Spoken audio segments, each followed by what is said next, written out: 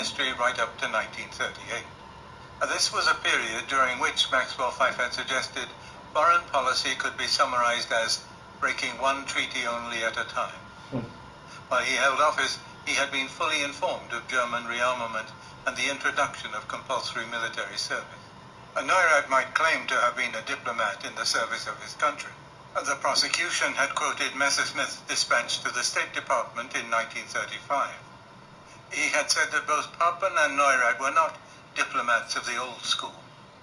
They are informants of the regime, and just because the outside world looks upon them as harmless, they are able to work more effectively. It was as a servile instrument, the prosecution alleged, that Neurath became president of the Reich Secret Cabinet in 1937 and remained minister without portfolio from 1938 to 1945.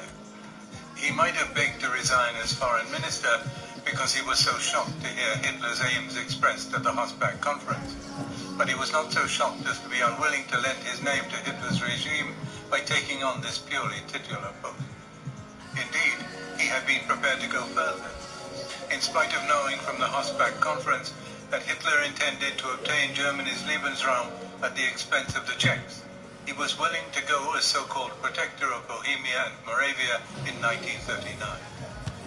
No matter, said the prosecution, that his policies in the protectorate were considered by Hitler to be too lax. No matter that he was relieved of his post in 1941 when he resisted pressure to introduce tougher measures. When you look at the stats, very few teams have broken it down. There's some people call this side boring, but not for me, because they just run their clean sheets, don't they? Line up for the home side. The takeover of the economy. The kind of players that we expect, the kind of performances we expect from the individuals, trying to make this formation work. Yeah, I mean, the players look cautious, but it depends on the attitude of the players, don't they? Once they've got a foothold in this game, they're a little bit more adventurous and push on. Keep Stanley, focus on them in this football match. Where torture and emotion. at the protector's A lot of instructions. points still, but During his testimony in chief, Neurath retained the mild and quiet manner, the look of handsome distinction, which had impressed early observers at the trial. Papen thought it was Neurath's Schwabian temperament, which he claimed ignorance of concentration camps and illegalities by the Gestapo. Xavier had asserted he had informed him of the break-in, the complete lack of anti-Semitism by Christian and humanitarian views prevented that, he said, and then immediately added that he believed there should have been a repression of undue Jewish. How is that not a red card? He denounced the senseless and impossible conditions of their side, the futility of the League of Nations in trying to preserve the status quo, and rearmament by others. He criticized the Czech policy towards Germany on the grounds that it always showed profound mistrust. Why is my life only the one that's affected by all these negative... Rather more convincingly, he lambasted Ribbentrop's policies and the uncontrolled activities of the Bureau of Ribbentrop. There was some truth, no doubt, in his claim that no country suffered less from the war than the Protectorate. But perhaps the claim only threw into sharper relief the suffering of all. To judge by the evidence produced by Maxwell Fyfe in cross-examination, the relative lack of suffering by the Czechs had not necessarily been Neurath's intention. Sir David read his letter to Lammers in 1940, suggesting it would be sensible eventually to evacuate all Czechs just as soon as there were enough Germans to replace them. An odd comment from the member of a government constantly proclaiming its need for Lebensraum. Meanwhile, perhaps the regime should keep those suitable for Germanization by individual selective breeding, while expelling those who are not useful from a racial standpoint and are enemies of the right. The obvious enemies in his view were the intelligence. As the cross-examination wore on, Neurath became red-faced with anger and outrage, and no wonder, since such irreparable damage was done to his defense, and above all to expose such selfless aristocratic Just the risk that they might get caught out. Maxwell Fyfe ran through the civil outrages in Germany while Neurath was a member of the cabinet. What he had called in a newspaper article the necessary cleaning up of public life. And Sir David drew attention to the unfortunate way in which Herr Papen kept losing secretaries. He referred to the device by which Neurath had obtained his pleasant house in Dahlem for such an amazingly bargain price. By calling in person on its previous owner, who had a Jewish wife, accompanied by an SS or SA man. Neurath had claimed to have opposed Hitler's policies from within the government. Challenged by Maxwell 5, he admitted that he could not, on the spur of the moment, think of one important thing he had refused to do. The standards of decency about which he had made such a parade were summed up in one enlightening exchange. Maxwell 5 asked why, since he had disapproved of Hitler's policy, he had not resigned. Neurath loftily replied, "Did you ever hear that every cabinet minister must leave the cabinet if he does not agree with one particular thing?" "Yes," replied Sir David. "Every cabinet minister for whom I have any respect left the cabinet if it did something of which he morally disapproved." Neurath, said Pritchard, was exhausted by his testimony and returned to the dock in utter confusion. Pritchard took his place in the witness box on Wednesday, the 26th of June. He was the last defendant named in the indictment, the last witness in testimony, and the last straw for those weary of the trial and irked by repetition and futility. There was a strong argument for dropping the Pritchard case, and it was based on good legal grounds, not just on the desire to spare those involved a few more days of tedium. Pritchard had been a journalist.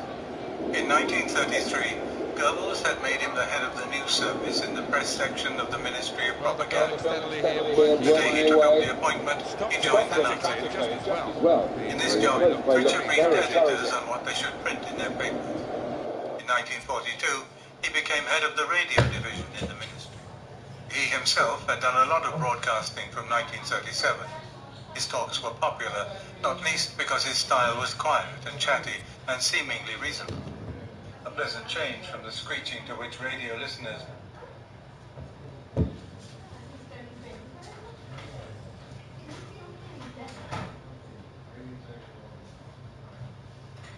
Dinesh, are you going to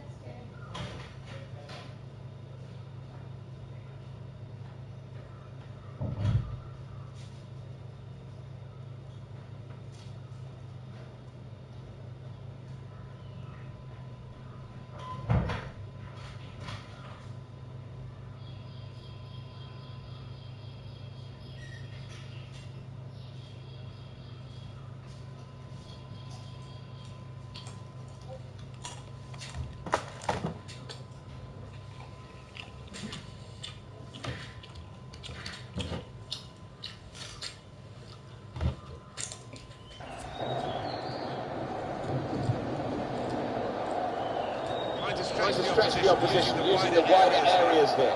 Accrington Stanley have possession now.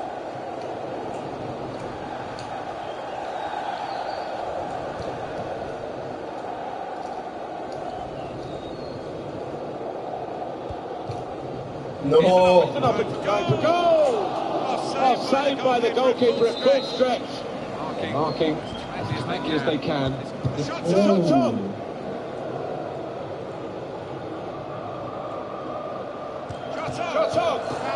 Back off the post.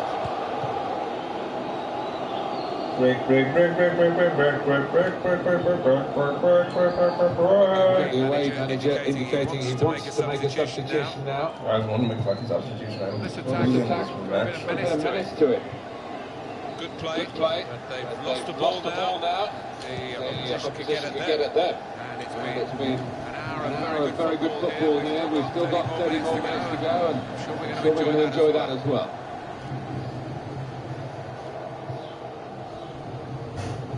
Hewitt. They're passing so well out there. Does read the game well, this lad.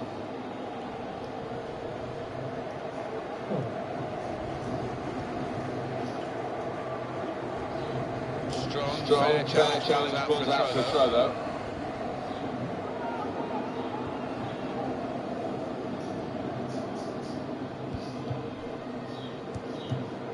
Just working away to try and find an opening.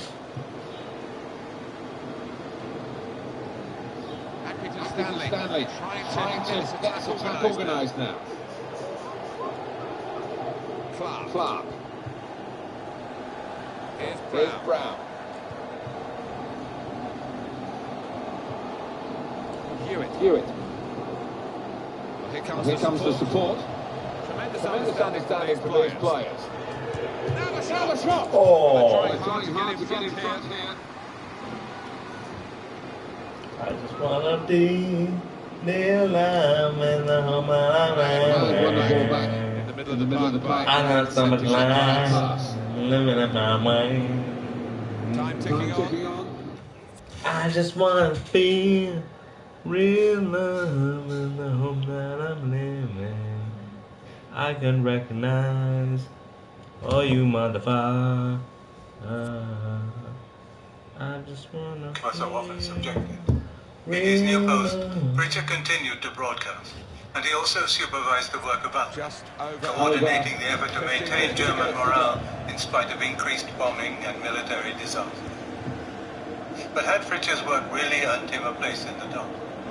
Those who placed so much emphasis on the conspiracy charge no doubt thought that propaganda was an essential element. In January, the American prosecution had called Pritchard an efficient, controlled Nazi propagandist. A propagandist who helped substantially to tighten the Nazi stranglehold over the German people. A propagandist who made the excesses of these conspirators more palatable to the consciences of the German people. A propagandist who cynically proclaimed the barbarous racialism which is at the very heart of this conspiracy. But Pritchard could hardly be described as a major conspirator. He had never met Hitler, not even met many of the other defendants except Funk, Dönitz, Eisenquart and Papen before coming to Nuremberg jail. But those prosecutors who wished to make propaganda an element in the conspiracy charge would have done better to indict one of Goebbels' half-dozen immediate supporters. Instead, they had lighted on Pritchard, a relatively minor employee in the ministry. In court, they more or less had to admit his unimportance. At best, he could be described as the gifted salesman of the regime. But in honesty, it had to be acknowledged that he had not contributed substantially to the formulation of all the basic strategy, only to its artful execution. There seems to have been no better reason for putting Pritchard on trial than that the Russians had wished it, and that the drawing of the indictment had hurt. It was as if the Germans had chosen to try Stuart Hibben or J.B. Priestley. Having lumbered themselves with Pritchard, the prosecutor's problems then multiplied.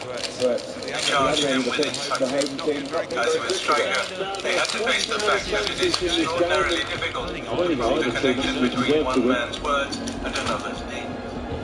If anything, there was even less evidence against Pritchard than could be found against Stryker. At least Stryker's newspapers had been preserved.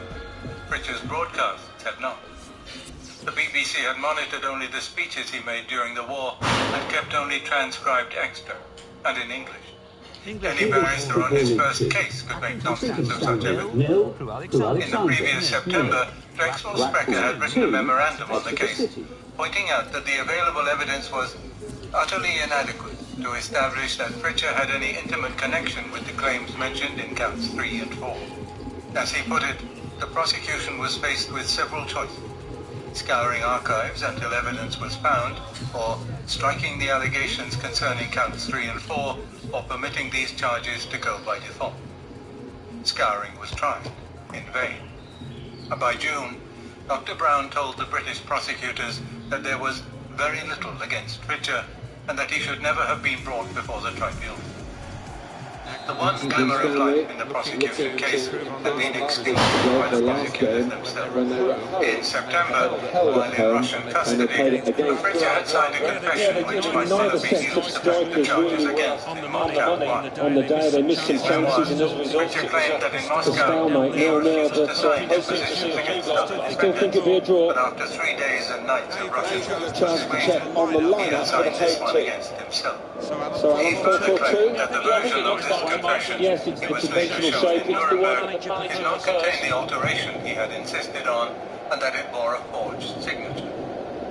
Be that as it may, the American prosecutors liked the document no more than he did. Its language was patently not his. The style was too obviously dictative. But when they were approached by his lawyer Fritz to say that his client would contest the Moscow document but was willing to offer an affidavit, they were all too relieved to drop the Moscow confession. And so it was that when Pritchard began his defense, the main evidence he quoted was his own affidavit given to the prosecution, admitting to the posts he had held, to certain responsibilities, even to having preached the necessity and obligation to fight. But he insisted that his positions had been minor, that propaganda was in itself not deemed illegal by international law, and above all that, on really serious questions of policy and the conduct of the war, I did not commit a single falsification and did not consciously use a single lie. As the prosecution might feel such a sweeping declaration was questionable, but since they had no evidence, they could not refute it. Pritchard disarmed criticism by confessing, "How often I myself became the victim of falsehood or a lie, I cannot say, after the revelations of this trial." And indeed, the picture of himself that he created in the witness box and down in the cell was really that of a booby, shocked to learn from Rader that the Athenia had been sunk by a German submarine, reassured by Heydrich's promise to investigate stories about Koch's treatment of Jews in the Ukraine, convinced by Goebbels' denials of rumors he passed on. It is possible to be skeptical about the degree of innocence Pritchard claims, but it cannot be denied he made a refreshing change from his predecessors in the witness. He at least did not deny any knowledge of concentration camps, Einsatzkommandos, atrocities. Instead, he recalled constant rumors which he claimed to have passed on to his superiors, requesting clarification.